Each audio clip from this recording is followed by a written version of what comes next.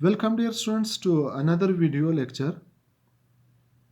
ये असल में ये लेक्चर जो है ये chemistry first year chapter number 2 का माखूज है। ये पूरे चैप्टर का खुलासा हम इस चीज़ के लिए इस टॉपिक में हम निकालेंगे। ये बड़ा इंपॉर्टेंट टॉपिक है, केमिस्ट्री में बार बार आपके सामने आएगा अगर आपको ये इलेक्ट्रॉनिक कन्फिग्रेशन वाला टॉपिक क्लियर नहीं है। लिहाजा जितना तवज्जो आप लोग दे सकते हो इस टॉपिक को दे दें और इसको क्लियर करें। ये बहुत इंटरेस्टिंग भी है अगर समझ आ जाए, और अगर समझ ना आए तो बहुत डिफ़िकल्ट भी है। इलेक्ट्रॉनिक कन्फिग्रेशन, उर्दू में इसको कहते हैं इलेक्ट्रॉनों की तश्कील। The distribution of electrons into various shells and sub shells of the atoms is called electronic configuration.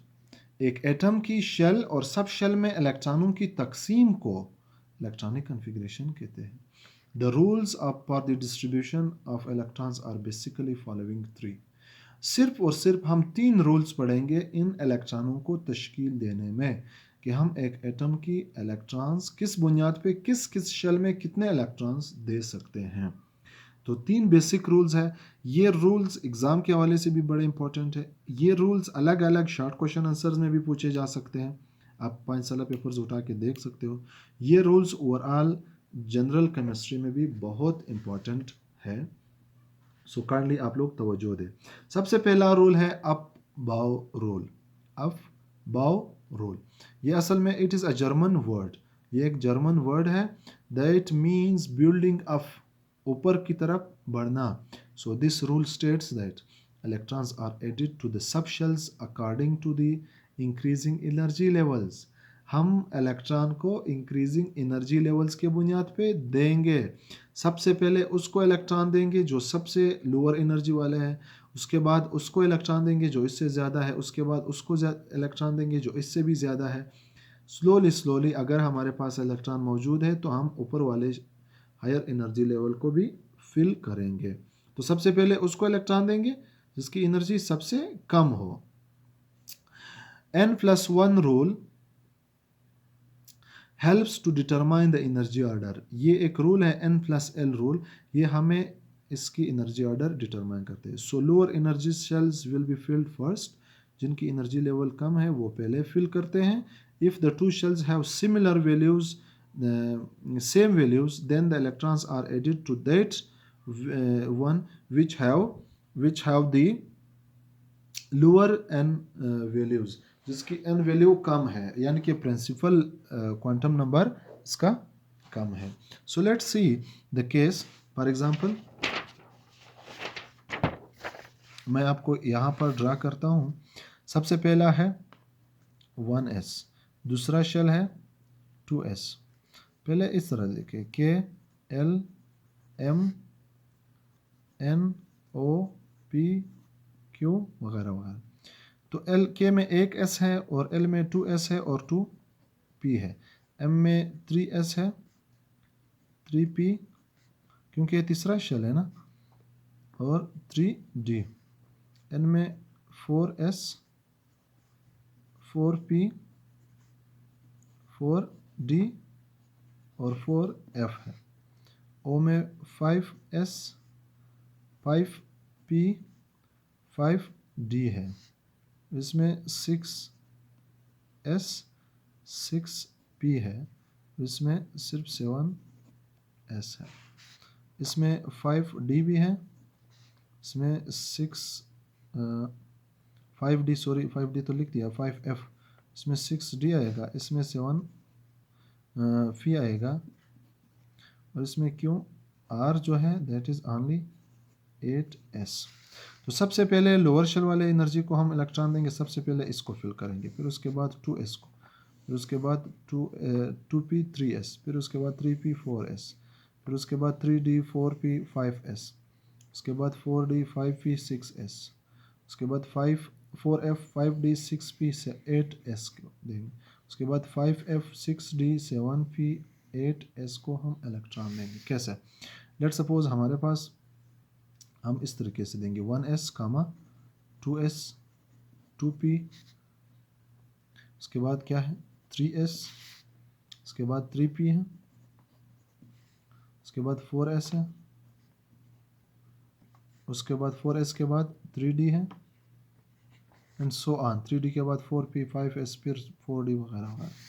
अब हमें पता है s में 2 इलेक्ट्रॉन आ सकते हैं, इधर भी s है 2 इलेक्ट्रॉन आ सकते हैं, इधर भी p है, p में मज़ीद सब शेल 3 है, px py pz।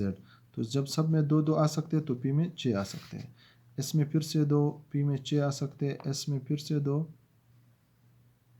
3p के बाद इधर 3d आता है, 3d नहीं बल्कि 4s आता है, फिर उसके बाद 3d आता है, इसमें d में 10 है क्योंकि d में मज़ीद 5 सब ऑर्बिटल्स मौजूद है।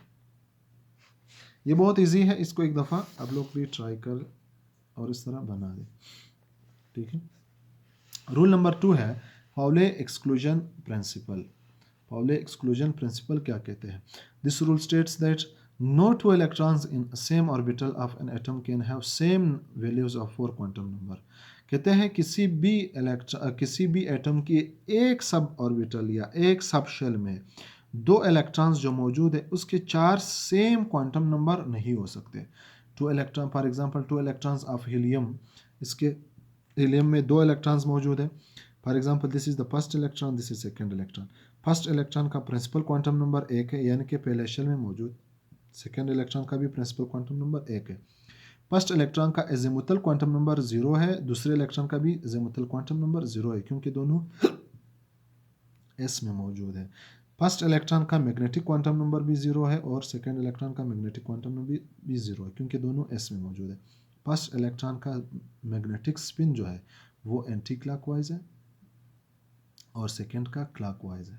लिहाजा देखो बाकी 3 नंबर्स इसके सेम है लेकिन चौथा नंबर मैग्नेटिक स्पिन इसका चेंज हो।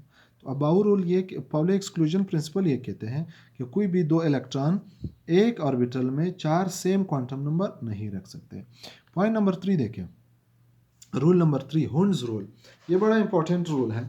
This rule states that when you have 2 electrons and 2 degenerate atomic orbitals, so add these electrons into separate atomic orbitals with same spin rather than putting in same orbital with the opposite spin. For example, कहते हैं अगर आपके पास 2 electron है और आपके पास degenerate orbitals यानी कि आपके पास ऑर्बिटल सेम 3 है, 2 है या 3 है। लेट सपोज ये 2px है, ये 2py है और ये 2pz है।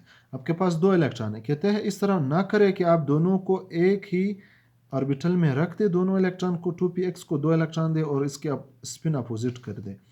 कहते हैं बल्कि आप लोग इस तरह करें कि इन दोनों को अलग अलग सब ऑर्बिटल्स में रखें और इसकी स्पिन सेम डायरेक्शन में दे दे, एक तरफ डायरेक्शन स्पिन दे दे। लिहाजा ये कहते हैं ज़्यादा स्टेबल है, दिस रूल के मुताबिक ये लेस स्टेबल है। तो ये क्या कहते हैं, when you have 2 electrons and 2 degenerate atomic orbitals, so add these electrons into separate atomic orbitals, अलग अलग ऑर्बिटल्स में रख दो with the same spin, एक डायरेक्शन में, rather than putting, इसके बजाय कि आप इसको रखते हो in the same orbital with the opposite spin, same orbital opposite spin में ना रखें। फॉर एग्जांपल हमारे पास 3 इलेक्ट्रॉन है, 3 सब ऑर्बिटल है डीजेनरेट वाले, सेम एनर्जी वाले। हमारे पास ये px py pz अलग अलग में हमने एक एक इलेक्ट्रॉन लिखा, सब की डायरेक्शन एक तरफ है, दिस इज़ करेक्ट। अगर हम इस तरह करें कि पहले में 2 रखेंगे दूसरे में 1 रखेंगे, ये खाली पड़ा, लिहाजा इसको इधर क्यों ना रखें, ये मेथड जो है ये इनकरेक्ट है। लिहाजा हुंड्स रूल ये कहते हैं कि आप इसको स्टेबल बनाएं, अलग अलग रखें। The above 3 rules can predict the valency, show us the half-filled atomic orbitals and show the orbitals involved in the bond formation. ये रूल्स हमें वैलेंसी के बारे में भी पेशगोई बता सकता है और हाफ फिल्ड एटॉमिक ऑर्बिटल्स के बारे में भी बता सकते हैं कि कौन से half filled atomic orbitals bond बनाने में इन्वॉल्व है। काइंडली जो भी क्वेश्चन है आप लोग हमें कमेंट सेक्शन में आगाह करें। ये 3 रूल्स एग्ज़ाम के हवाले से बड़े इंपॉर्टेंट है। Thank you so much.